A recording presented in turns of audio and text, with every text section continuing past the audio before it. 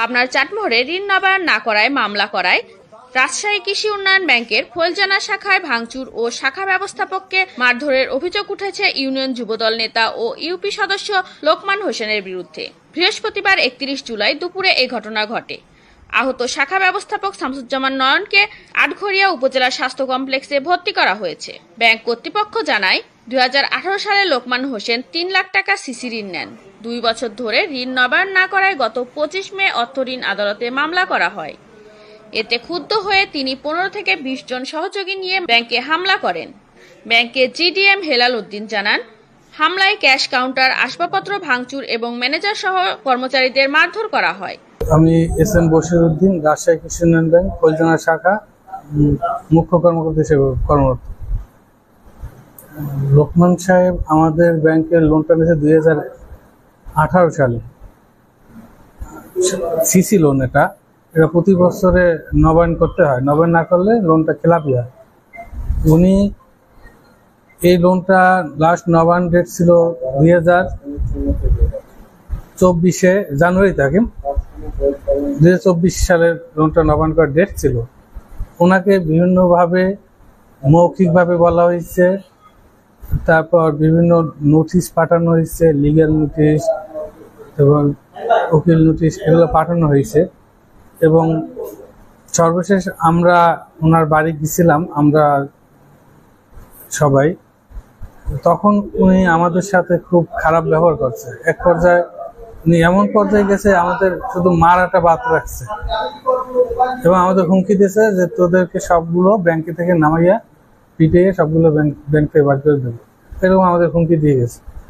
তো এরপর আমরা ব্যাংকে চলে আসি। তারপর স্যার, যেহেতু লোনটা খেলাপি লোন, আমাদের ঊর্ধ্বতন কর্মকর্তারা স্যারেরা খেলাপি লোন আদায়ের জন্য যে প্রসেস লাগে সেটা করতে। তো স্যার, ওনার 3 লক্ষ টাকা ঋণ ছিল না, 3 লক্ষ টাকা শোধ করে নেয়। উনি ইন্টারেস্টের টাকাটা দেয়, কিন্তু এই 1.5 বছর ধরে, 1.5 বছরের বেশি হয়ে গেছে, উনি ইন্টারেস্টের টাকা দিচ্ছে, সামান্য অল্প কিছু টাকা দিচ্ছে, কিন্তু যে টাকাটা 20,000 টাকা দিচ্ছে না, এইরকম টাকা দিচ্ছে, কিন্তু সম্পূর্ণ টাকা দেয় না এবং লোনটা খেলাপিতে মুক্ত হয় না। এক পর্যায়ে স্যার লোন আদায়ের স্বার্থে ঊর্ধ্বতন কর্মকর্তার অনুমতি সাপেক্ষে উনি অর্থঋণ আদালতে মামলা করছে। এই মামলা করার পর উনি আরো ক্ষিপ্ত হয়ে গেছে। উনি হুমকি দিয়েছে যে তোদের ব্যাংকের ভোল্ট জানলা ভেঙে আমি ব্যাংকে ঢুকে আমি ভোল্টের টাকা পয়সা সরাবো, এরকম হুমকি দেওয়া হয়েছে। ওনার বিরুদ্ধে আমার ব্যবস্থাপক মহোদয় একটা অনলাইনে একটা জিডিও করেছে কিছুদিন আগে। তারপর উনি আজকে হঠাৎ আসছে, ওনার সাথে আর কিছু লোক আসছে, ব্যবস্থাপক মহোদয়কে বিভিন্ন হুমকি দিচ্ছিল। সে বলতে এইরকম বলছে যে সে মনে হয় যুব দলের সদস্য। তো সে বলছে যে বিএমপি দের নামে কোনো মামলা করা যাবে না, যদি করা হয় সেটা আমার অনুমতি নিয়ে করতে হবে। কার কার নামে মামলা হয়েছে ওই ফাইলগুলো আমাকে দেন।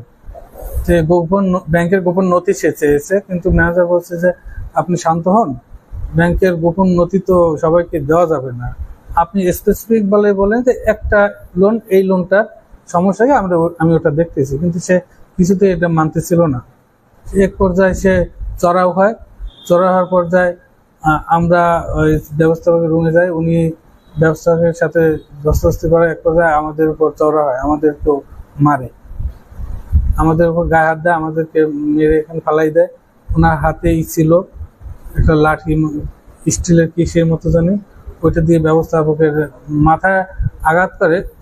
ভাগ্যিস মাথায় না লেগে ওনার হাতে লাগছে। উনি খুব মারাত্মকভাবে জখম হয়েছে। উনি উপজেলা স্বাস্থ্য কমপ্লেক্সে ভর্তি আছেন। এখন আমাদের হুমকি দিয়ে গেছে। ওনার সাথে আরো লোক ছিল, ব্যাংকের নিচে ছিল এবং সাথে কিছু উপরে বসছে। আমি সবাইকে চিনি না। তো পরবর্তীতে উনি বের হওয়ার পর থেকে আমাদের ব্যাংকের জানলা বিভিন্ন ইট পাটকেল নিক্ষেপ করছে, ব্যাংকের জানলার কাজও ভেঙে গেছে।